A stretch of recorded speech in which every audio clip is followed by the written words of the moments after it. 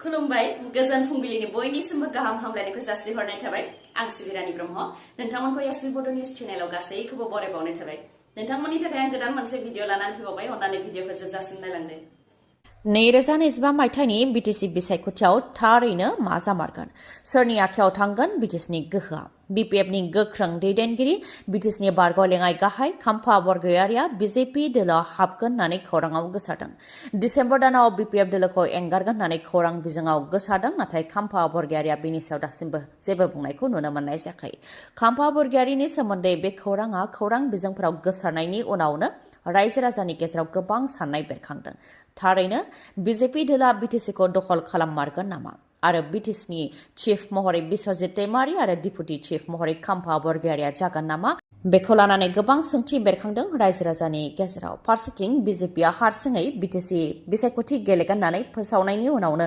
बर' हारिखौ अलखद जानायनिफ्राय रैखा खालामनो होनानै UPPL आरो BTechखौ ज' जानो थाखाय खावलायदोंमोन दुलाराय बर' फरायसा आफादनि गाहाय दिपेन बर' बिथांनि खावलायनाय लेखायै UPPL आरो BTech दोलोआ गोबां खेब सावरायदोंमोनबो नाथाय सिगांनिफ्रायनो जाबोनाय बायदि UPPL आरो BTech दोलोआ ज' जानो हायाखै बेफोर गासैखौबो नायोब्ला बिटिसि बिसायख'थिया जोबोद नायनो गोनां जागोन मानोना सोरबा मोनसे दोलोआल' हारसिङै बिटिसि दखल खालामनो हागोन बेबायदि थासारिखौ बे समाव नुहुराखै नाथाय राजखान्थियाव जानो हाथावै जेबो गैया समजों लोगोसे गोबां सोलायो राजखान्थियाव बेनिखायनो 2025 मायथाइनि बिटिसि बिसायख'थिया जोबोदैनो नायनो गोनां जागोन बिसि फिसाय थाखानायनि उनावबो गुबुनखौ मोजां मोननाय बा गुबुनजों इनाय सोमोन्दो लाखिनाया जोंनि समाजाव गोबां बांदों आरो बिसि फिसाय थाखानायनि उनावबो गुबुनजों सिखावै सोमोन्दो लाखिनायनि थाखायनो क्राइम जानायाबो बा हिंसायारि जाथाय जानायाबो बांदों थिग बेबायदिनो बाक्सायाव बिसियानो फिसायखौ बुथारनाय जाथाय जादों गावनि मोजां मोननायजों लोगो नांनानै फिसायखौनो गाज्रियै बुथारदों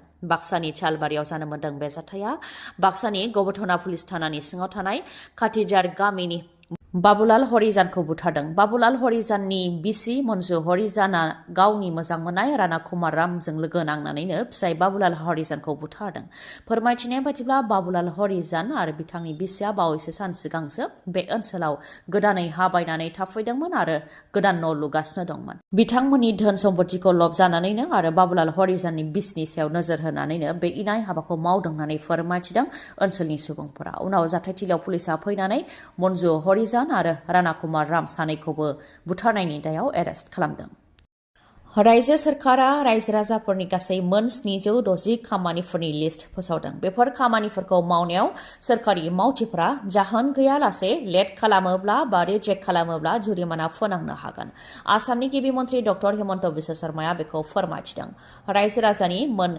760 गुबुन गुबुन खामानिफोरखौ लानानै जुदि सेवा सेतु पर्टेलाव एप्लिकेशन होयोब्ला आरो खामानिखौ जाहोन गैयालासे डिले खालामोबा बा उन खालामो आरो रिजेक्ट खालामोब्ला बेयाव जुरिमाना फोनांनो हागोन एप्लिकेशन होग्राया गिबियाव फार्स्ट एपिलेट अथरिटिनाव थांनो नांगोन बेयाव फार्स्ट एपिलेट अथरिटिया नायबिजिरगोन मा जाहोननि थाखाय डिले बा रिजेक्ट जादों एप्लिकेशन होग्राया गावनि डकुमेन्टफोरखौ होजोबदोंना होजोबाखै बा खामानि मावनायाव मदद होदोंना होआखै बेफोरनि सायाव नायबिजिरगोन जुदि एप्लिकेशन होग्रानि फारसेनिफ्राय जेबो गोरोन्थि गैयाब्ला आरो सोरखारि मावथिफोरासो जाहोन गैयालासे बेखौ डिले बा रिजेक्ट खालामनानै दोनदोंब्ला बेयाव फार्स्ट एपिलेट अथरिटिया जुरिमाना फोनांनो हागोन जायनाखि गोरोन्थिया LDCनिफ्राय लानानै चिफ सेक्रेटारिसिमबो जानो हागौ बेनिखायनो बिथांमोननि सायाव नायबिजिरनानै जुरिमाना फोनांनाय जागोन होननानै फोरमायथिदों सोरखारि मावथिफोरनि दान बान्थानिफ्रायनो रांखौ दाननाय जागोन 100 रांनिफ्राय लानानै 5,000 रांसिम जुरिमाना फोनांनाय जागोन होननानै फोरमायथिदों आरो बे रांखौ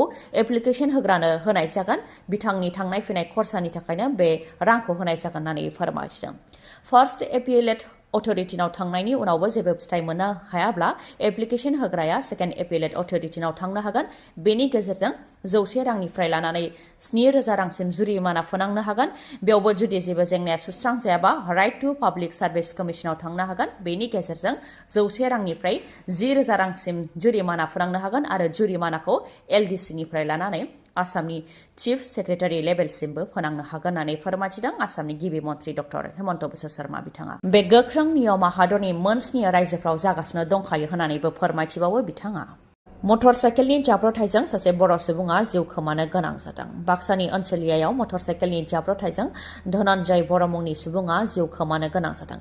बिथाङा सिमला फुख्रिपरा गामिनि थागिबिमोन। भारत भुटान सिमानि 127 माहारियारि राजा लामायावनो बे जाब्रबथाया जानो मोन्दों।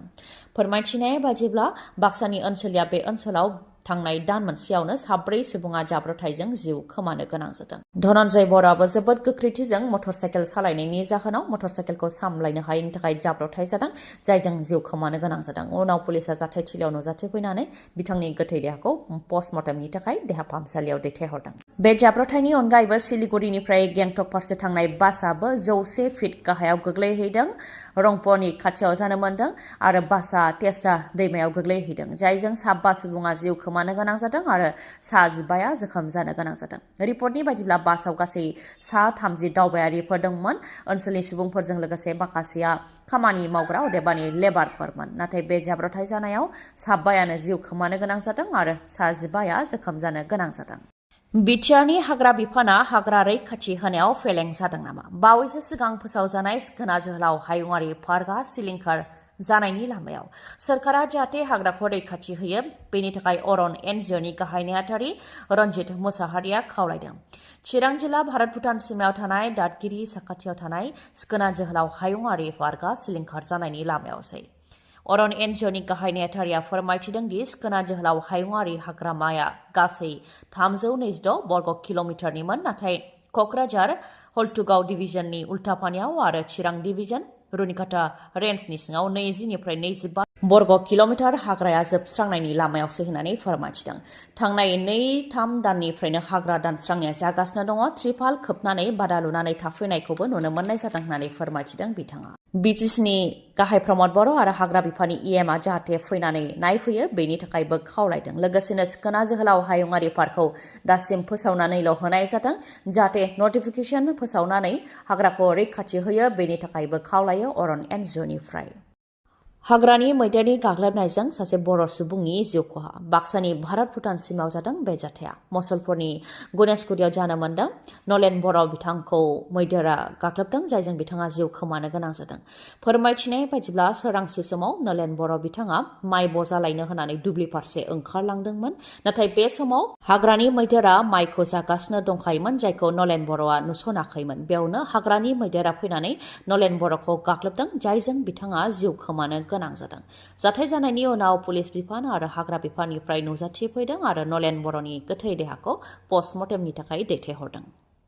फेंगाल गिदिंनाय बारा फैगासिनो दङ। लैथोनिफ्राय सुबुं थानाय जायगा फारसे फैगासिनो दङ, बा लैथोनि रुगुं फारसे फैगासिनो दङ, जायनि गोख्रैथिया घन्टासेयाव 140 किल'मिटार, जायनि गोहोमजों तामिलनाडुआव गोबां अखा हादों। तामिलनाडुनि चेन्नाइआव गोबां अखा हानायनि जाहोनाव लामा सामाफोरा लोमसावदों। चेन्नाइनि मोन 134 जायगाफ्राव दै लोमसावदों। दैबाना लोमसावनायनि थाखाय 329 रिलिफ केम्प लुनो गोनां जादों आरो रैखाथिखौ नोजोर होनानै रैखाथि हान्जानि सा 22,000 थागथियारि खालामनाय जादों। बेनि अनगायैबो लैथोनि रुगुङाव सुबुं थांनायखौ हेंथा होदों, लोगोसे ना लायनो थाखाय लैथोआव थांनायखौबो हेंथा होदों। मोनद' जिल्लायाव बेबायदि सांग्रांथिखौ होनाय जादों। फोरमायथिनो गोनांदि फेंगाल गिदिंनाय बारनि जाहोनाव श्रीलंकायाव गोबां अखा हानायजों लोगोसे दैबाना जादों, जायजों 2 सुबुङा जिउ खोमानो गोनां जादों। गोबां अखा हानायनि जाहोनाव गोबां न' बां लामाफोरानो दैजों लोमसावजानो गोनां जादों। रिपर्टनि बायदिब्ला फ्राय 100नि गोबां न' बाङा खहा जादों फेंगाल गिदिंनाय बारनि जाहोनाव। बांलादेशिफोरखौ भारतनि माखासे देहा फाहामसालियाव फाहामथाय होनाय जानाय नंला। बांलादेश हादराव हिन्दुफोरनि सायाव हाराहास्ति खालामनाय आरो भारतनि फिरफिलाखौ आथिंजों गानानै लाजि फोनांनायनि थाखाय भारतनि माखासे देहा फाहामसालिफोरा बे थांखिखौ लादों। कलकातानि मानिकटाला ओनसोलाव थानाय जितेन्द्र नारायण राय देहा फाहामसालिया बे थांखिखौ लादों। बांलादेश हादरा जोंखौ सुथुर बायदि खालामदों आरो सुथुरखौ मदद होनाय जाया होननानै फोरमायथिदों देहा फाहामसालिनिफ्राय। लोगोसे बुंथिबावदों दि बांलादेश हादरखौ उदांस्रि होनायाव भारतआ मदद होनायखौ बांलादेशनि सुबुंफ्रा बावनानै थांदों आरो जोंखौ सुथुर बायदि खालामदों, बेनिखायनो बे थांखिखौ लानाय जादों होननानै फोरमायथिदों। जितेन्द्र नारायण राय देहा फाहामसालिया बांलादेशनि हेंथा थांखि लानाय बायदि जाहाथे गुबुन देहा फाहामसालिफ्रावबो थांखि लायो, बेनि थाखायबो खावलायदों। फोरमायथिनो गोनांदि शनिबारनिफ्राय लानानैनो जोबनो गैयै समसिम बे देहा फाहामसालियाव बांलादेशनि सुबुंफोरखौ फाहामथाय होनाय जानाय नंला होननानै नटिफिकेसन फोसावबाय। कलकातानि बे देहा फाहामसालिया बेबायदि थांखि लानायनि उनावनो त्रिपुरानि आगरतलानि ILS देहा फाहामसालियाबो बे थांखिखौ लादों। बिथांमोनहाबो बांलादेशनि सुबुंफोरखौ फाहामथाय होनायखौ बेन खालामदों, अदेबानि फाहामथाय होनाय जानाय नंला होननानै फोसावदों। दिनैनि भिडिअआ एसेनोसै। गाबोन आरो गोदान भिडिअजों लोगो मोनफिनबावगोन। नोंथाङा दासिमबो आंनि चेनेलखौ साबस्क्राइब खालामाखैबा अन्नानै साबस्क्राइब खालामदो, लोगोसे लाइक, कमेन्ट आरो शेयार खालामनो दाबाव। गोजोन्थों।